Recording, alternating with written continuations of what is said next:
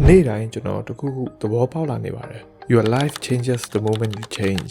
ဒီနေ့ကျွန်တော်ကြည်လင်ပြတ်သားမှုနဲ့နိုးလာတယ် gym သွားပြီးတော့ ice bath တွေပါလုပ်တယ်ကိုနေတဲ့နေရာကိုတေးသေးချာချာပြင်တယ်တဘာဝတရားနဲ့ထိတွေ့ပါတယ်ဒါပေမဲ့ဒါတွေကအဓိကမဟုတ်ပါဘူးအဓိကကျွန်တော်ရဲ့ပြောင်းလဲမှုပါတပတ်ရှိရကျွန်တော်နဲ့အခုကျွန်တော်ကလုံးဝမတူတော့ပါဘူးကျွန်တော်ရဲ့စိတ်ကပိုပြီးတော့ငြိမ်သက်လာတယ်ကျွန်တော်ရဲ့အတွေးတွေကပိုပြီး sharp ဖြစ်လာတယ် and my decisions are getting heavier ဘာလို့လဲဆိုရင်ကျွန်တော်အခုမပြောခင်တွေးပါတယ်ကျွန်တော် react လုပ်တာထက်ကိုပိုပြီးတော့နားထောင်တယ်ပြီးရင်ကျွန်တော်တခုသဘောပေါက်လာတာက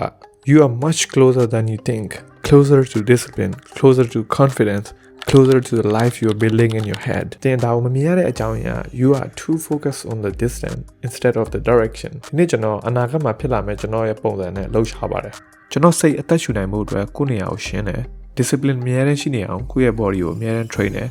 and I touch nature to remember who I am ပြီးရင်ပြန်ထိုင်တယ်အလုပ်လုပ်တယ် simple sharp drama တွေဘာမလုပ်ပြီးရင်ခင်ဗျားကိုလည်းတစ်ခုပြောပြပါမယ်ခင်ဗျား life ကို seriously ယူလာတဲ့အချိန် life ကလည်းခင်ဗျားကို seriously ပြန်ယူလာပါတယ် you don't need to be perfect you don't need to rush you just need to move like the man you are becoming စကားနဲ့ပြောပါများတွေးပါကိုယ့်ရဲ့ action နဲ့ကိုယ့်ရဲ့အတိတ်ကလူကိုချိန်ချောက်ပလိုက်ပါ